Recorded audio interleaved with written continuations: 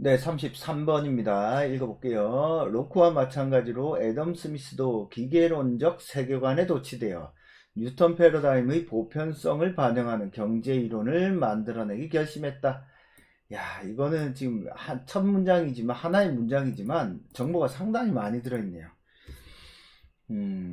뉴턴 패러다임이라고 하는 보편성, 기계론적 세계관, 이건 같은 거예요. 이거는 이렇게 합시다.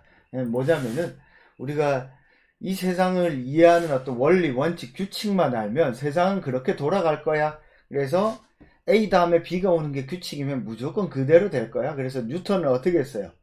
우리가 예측하지 못하는 우주의 모든 사물에 대한 운동의 규칙과 법칙을 확립한 사람이잖아. 그래서 만류인력 법칙을 통해서 지금 별이 어디에 있다면 10년 뒤에 별이 어디에 있을 거라는 것을 예측을 하고 그 예측이 정확히 떨어지는 어떤 기계론적 세계관, 그죠? 뉴턴적 세계관을 만든 사람이 뉴턴이잖아요.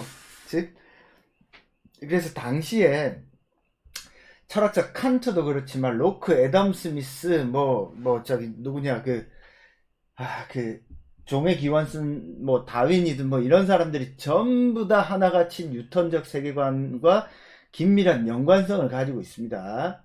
그래서 로크는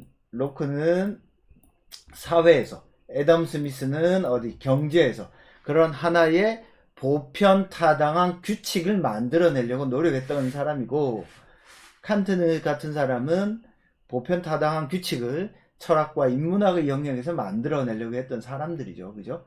그래서 국부론에서 애덤 스미스는 움직이는 천체가 자연의 일정한 법칙을 따르는 것처럼 경제도 마찬가지. 결국에는 뭐예요? 이런 뉴턴적 패러다임의 핵심은 뭐죠? 법칙을 만든 뉴턴의 1법칙, 2법칙, 3법칙 이런 식으로.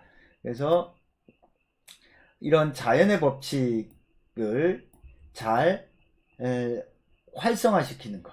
역설적으로 정부의 규제와 통제는 이러한 자연의 법칙을 어떻게 한다? 망가뜨린다. 따라서 자연의 법칙에 따라서 그대로 냅두는 것. 그것이 뭘 가져다 준다? 어떤 경제의 효율성을 가져다 준다라는 입장인 거죠. 그죠? 그래서 뉴턴은 경제 운영에 있어서 자유방임이 가장 효율적이야. 그래서 이 자유방임은 뭐예요? 경제에 있어서 그대로 냅둔다라고 하는 건 뭘 뜻해요? 우리가 가지고 있는 이기적 욕심을 극대화하는 걸 뜻하죠. 결국 그 서구 자본주의는 여러분들은 지금 우리가 자본주의 사회에 살고 있기 때문에 자본주의가 아주 보편적인 어떤 가치라고 생각을 하지만요. 자본주의는 아주 특수한 사고방식이에요. 인류의 역사 속에서 이기심을 긍정한 사회적 제도나 시스템이나 체제는 자본주의가 유일해요. 이기적으로 살아야 돼. 왜냐면 인간이 사회 속에서 살아간다라고 하는 것은 상호 존중, 상호 배려의 어떤 이타심, 도덕심 이런 것들에 기반하거든. 그래서 이때까지의 모든 역사나 문명들은 어떻게 하면 이기심을 최소화시켜서 이타심을 극대화할 것인가. 그래서 이기적인 자기의 욕구나 욕망을 펼치는 걸 대부분 이건 동서양 가릴 거 없어요. 동서양 가릴 것 없이 부정적으로 봤어요.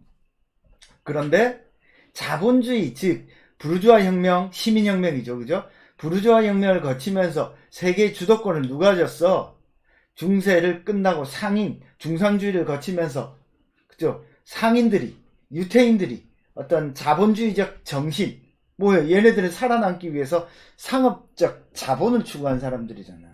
근데 그들이 뭐해? 세계의 주도권, 헤게모니를 잡잖아요. 그러면서 어떻게 돼요? 자기들이 가지고 있는 어떤 이기적 욕구나 욕망을 부정하고서 어떻게 통치를 못하잖아. 그러니까 자기의 어떤 이기적 욕구나 욕망을 긍정하는 철학을 만들 수밖에 없는 겁니다. 그래서 서양 근대 철학을 하나의, 그러니까 어떤 아담 스미스의 국부론이나 이런 것들 하나의 보편적인 어떤 당연시된 어떤 역사의 과정의 결과로 보지 말고 보편적 전 인류의 역사를 놓고 보면 오히려 자본주의가 특이하다 라고 저는 생각을 한다. 무슨 말인지 알겠죠? 이건 여러분들 기회 되면 공부를 좀 더 해보세요. 저는 그렇게 생각을 합니다. 그래서 이 동양에서는 이 이기심을 중요한 어떤 가치로 여겼던 계층이 묵가죠. 묵자. 오로지 이를 이야기하냐, 묵자죠. 그죠? 그래서 보면은 묵자 계열과 맹자가 이렇게 나눈 어떤 내용도 있고 그래요. 자, 여튼 좀 더 보겠습니다. 그래서 아담 스미스는 이기주의가 뭐가 돼요? 하나의 미덕이 되어버리죠. 그죠? 그래서 이기주의를 긍정하는 윤리성, 이기주의를 긍정하는 경제, 요거를 이제 만들어낸 겁니다. 그래서 사람들이 이렇게 이윤을 적극적으로 추구할 때 어떻게 된다? 사회의 이익이 된다. 이건 왜 붙었을 것 같아요? 이렇게 설명을 해둬야, 내가 이익을 추구하는 게 정당화되잖아. 그죠? 제가 볼 때는 추정 논리예요. 자, 그 다음에 마지막 단락 보겠습니다. 아담 스미스는 존 로크가 사회적 관계로부터 도덕성을 제거해버린 것처럼, 로크가 사회적 관계로부터 도덕성을 제거했다라고 하는 말은 뭐냐면, 이 로크가 생각하고 있는 도덕성, 윤리성이라고 하는 건 뭐예요? 사회라고 하는 것은 개인의 자유로운 합의로부터 사회가 작동하잖아. 합의, 그죠? 합의로부터 작동을 하기 때문에 이게 윤리 도덕적이냐를 따질 필요가 없어요. 합의하면 그게 그래서 계약하면 그게 지켜져야 될 하나의 규범, 규칙이 되는 거예요. 그러니까 여기에는 상호 이익에 따른 이익의 어떤 결합이 어떤 계약의 형태로 나타나기 때문에 여기에서 도덕성이 어떻게 기반되어 있어? 도덕성이 없어도 되잖아. 그 말을 하는 겁니다. 그래서 경제 도덕성을 강제하려고 하면 보이지 않는 손의 법칙을 깨트려 버리죠. 법칙. 그래서 앞에서 어때요?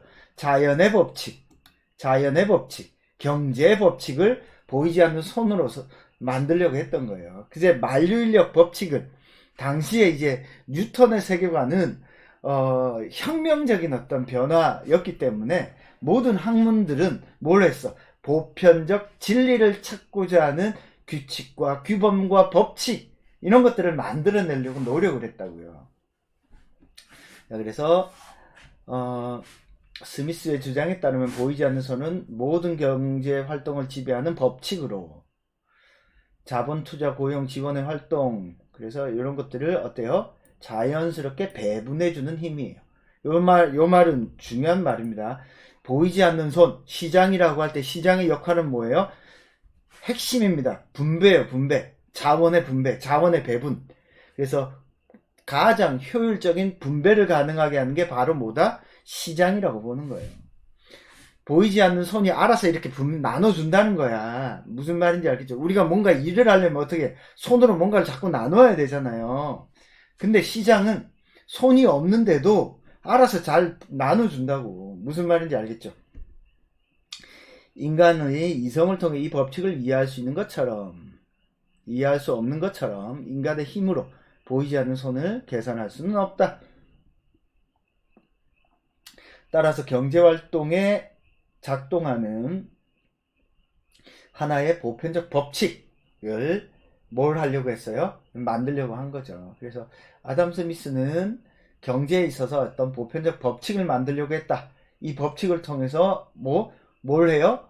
사회의 가장 효율적인 어떤 발전, 자신의 이기심을 극대화하면서 동시에 사회의 이익을 극대화할 수 있도록 만든 거죠. 그죠?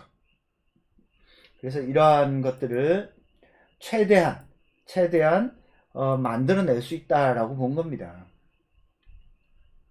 그래서 경제에 있어서 개입을 최소화하면 할수록 어떻게 된다? 사회는 잘 작동할 거야. 시장은 잘 작동할 거야. 분배는 제대로 잘 작동할 거야. 사회의 이익은 극대화될 거야 라고 보는 것이 이 글의 핵심이다 라고 보시면 될 것 같습니다. 자, 설명은 여기까지 하겠습니다.